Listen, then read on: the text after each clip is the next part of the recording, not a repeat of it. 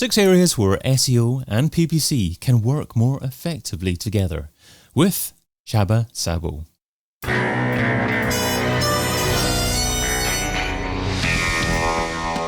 The In Search SEO podcast is brought to you by Similarweb, helping you build better SEO strategies with digital intelligence, insights, and data. Hey, it's David. What are the areas where SEO and PPC can work more effectively together? That's what we're covering today with a man who became a head of SEO after just 3 years in the industry. And he's now a freelance SEO consultant. A warm welcome to the In Search SEO podcast, Csaba Szabo. Hi, David. Thank you for having me. Well, welcome, Csaba. Thanks so much for coming on. You can find Csaba over at seotailor.hu. So, Csaba, today we're discussing 6 areas where SEO and PPC can work more effectively together. So, starting off with number 1, higher brand awareness. Yeah, so PPC is a great tool for artificially increasing brand awareness, especially when we are in good season.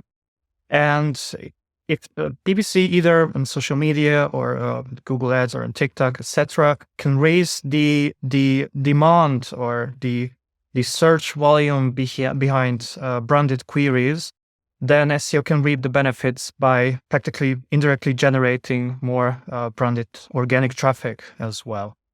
Interesting. So how does PPC go about doing that? Because obviously, if you're starting from a point of not many people knowing about the brand, then you can't really bid on the brand because you're not going to get much search volume. So are you talking about PPC bidding on generic phrases and emphasizing the brand within the ad copy so that when people come to search again, they might be likely to remember it and then use organic search after that? Exactly. Now, it's a very good question, because if we're talking about a brand that is not really well known or not even a bit, then this can be an even bigger challenge, of course. But if you're talking about a brand that is at least moderately known among the users, then I think, especially if we're in a season and when we know that there's a higher demand for a specific product or service, then I think we can use it to our advantage and put our brand out to more users to get to know it, interact with it. And then if we do it this right, then we can practically generate more demand for this brand as well. So answering your question, I'm thinking more about the branded queries and non-branded queries, but with some branded elements as well. Got you. Okay. So essentially, you're a fan of bidding on your brand then from a paid search perspective and having that double listing up there in the top of the SERP. Yeah, we can say.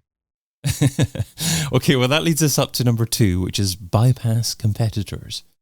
Yes, so in SEO, a lot of times we saw, especially for e-commerce websites, that there is 1 or 2 huge aggregator sites, very strong competitors who basically are in the top 3 or top 1 position on organic SERPs, and you just cannot outrank them. Or you can, but it would require enormous amounts of time, money, and energy as well. So in these cases, it would be wiser to launch a Google Ads campaign instead. And then we can practically hijack these organic clicks with these ads. There was a study carried out by Systrix a couple of years ago, and they measured the impact of ads on a SERP. And they found that Google Ads, and especially shopping ads, can very effectively, so very severely, decrease the average organic CTR on a SERP. So this can be a useful tactic to hijack some clicks from the very strong competitors. Of course, only short and mid-term, but then in the meantime, we can work on our SEO and get better positions as well. Superb. Okay, well, let's move on to number 3, which is the ability to generate your own traffic. Yes, so basically more about the funnel. So in SEO, we would not really want to focus on bottom of the funnel, but rather invest more energy on the top of the funnel and middle of the funnel stages. So creating informational content and such content. And again, let's take, for example, the e-commerce, when we create useful articles, comparison articles between specific products. And then we can say basically that the SEO has done its job, and then PPC can convert them at the bottom of the funnel. So if you're going to be doing this, first of all, do you recommend this strategy for every type of brand? And part two, when you're doing this, how do you report on it? Do you deliver some kind of combined SEO PPC report to clients? Good question. I would think that it is a feasible strategy for almost all brands. Maybe for highly B2B industries, I would not recommend. But for most of the brands, absolutely.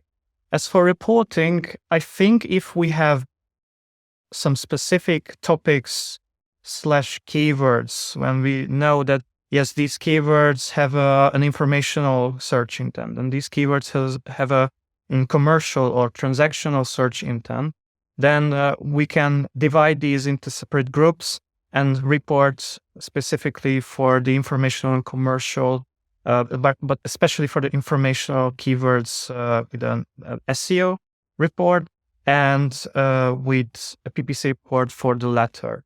There was one time when we managed to create a joint report. It was a client which was a job portal, and we created specific categories based on its own job categories. So basically, we were leading a rank tracking campaign, and we measured the visibility for these keywords based on the position and using a CTR model as well. And parallelly, we checked the PPC performance for these keywords. I don't really remember what were these specific PPC KPIs are. I think it was something like the amount of times it was visible on top of the competitor ads. But all in all, it was a quite useful joint report, and we could see that where were those areas when maybe we spent a little bit too much, which decreased the average visibility for SEO, and where were those which categories were when we had to increase our bids in order to gain some advantage. So let's move on to number 4, which is the importance of sharing ideas between SEO and PPC. So when it comes to SEO, we do not really have that many opportunities for testing compared to PPC or performance marketing in general. So what works well in PPC, SEO can get some pretty good ideas what to use on, let's say, it's most important on-page elements. And I'm thinking more specifically about the ad headlines and ad descriptions. If we see that there is a specific ad headline and description combination that works very much well, which brings a high CTR and good conversions, then we can use this or use entirely the same in our title and meta description as well. Of course, an ad description, it's a little bit shorter than a meta description, so it's maximum 90 characters, and then meta description is 155 around. Not a maximum, but preferred length. But other than that, a well-working ads copy and ads headline can give us a pretty good idea of what can work in terms of good CTR. And what's the next stage after that? So, if you've decided upon some ad copy, some headline, some description that works really well, you use it in your organic search, and you've managed to get your organic search page to rank number 1. Is that the time that you switch off your paid ad?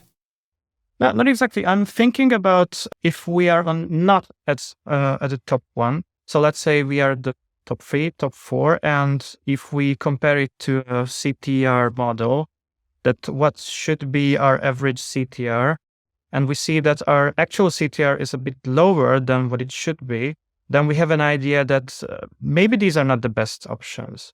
So if we see that our ads with a specific ad headline and description works pretty well, Then for a test period, let's say for a couple of weeks, we change it accordingly in the organic SERP as well. And if we see that it brings better clicks, maybe even better positions, but just better clicks or more clicks, I'm sorry, but more clicks on average, then it's a good sign that it was a good idea to change it. So I would not say that if we reach further, then we have to stop our ads whatsoever. Of course, if we reach number one, then it may be a good idea to stop our ads. Yes. It's all non-definitive, isn't it? It just depends on the loss of click-through rate and whether or not you have any competitors coming through bidding on the keywords as well.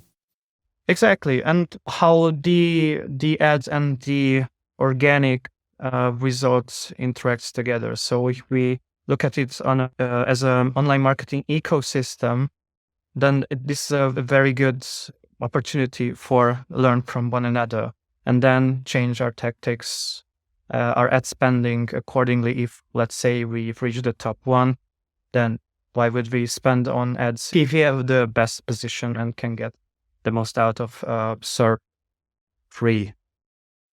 So let's move on to point number 5, which is the ability to create your own keywords. Now that's an interesting one, and we actually did it at a real estate company. So the idea was that they created a non-branded query. It was quite long tail, and they wanted to use it on every possible platforms. Plus, they wanted to generate search volume for that. And this was our task to achieve this goal. So we came up with a plan, and we decided to use it in the most important on-page SEO elements: title, meta description, H1 heading, and I think in some other headings as well, some variants. But it was used in the ad copy as well, not to mention the social posts. And unfortunately, I don't have specific numbers, but according to my memories, we've managed to generate some tangible online search volume for this keyword, which is basically a non-branded one, but still it was associated by the users with these brands. But it's a very complicated and resource-consuming process because we have to coordinate many more areas other than just PPC and SEO. So we have the social as well, and email marketing as well, and actually offline marketing too. Yeah, I mean, I remember reading that the phrase content marketing didn't really have any search volume until I think Joe Polizzi really made a concerted effort on promoting that, I think with his Content Marketing Institute. So if you feel that you have a phrase that describes your nascent industry, and perhaps then you have an opportunity to almost own the phrase and get people to use that as a descriptive phrase, a non-branded phrase, as you say, but can end up resulting in people just finding your website. Yes, exactly. And I mean, it's really, really time consuming, but in the long term, it's an absolutely good strategy because one of those tactics when you cannot hijack clicks from this expression, because if you start to use something similar, then it comes out a bit sloppy from another brand. So yeah, it's an absolutely good tactic. And that brings us up to number 6, which is increased user insights. Yeah, so the last one is about gaining insights of what users resonate with.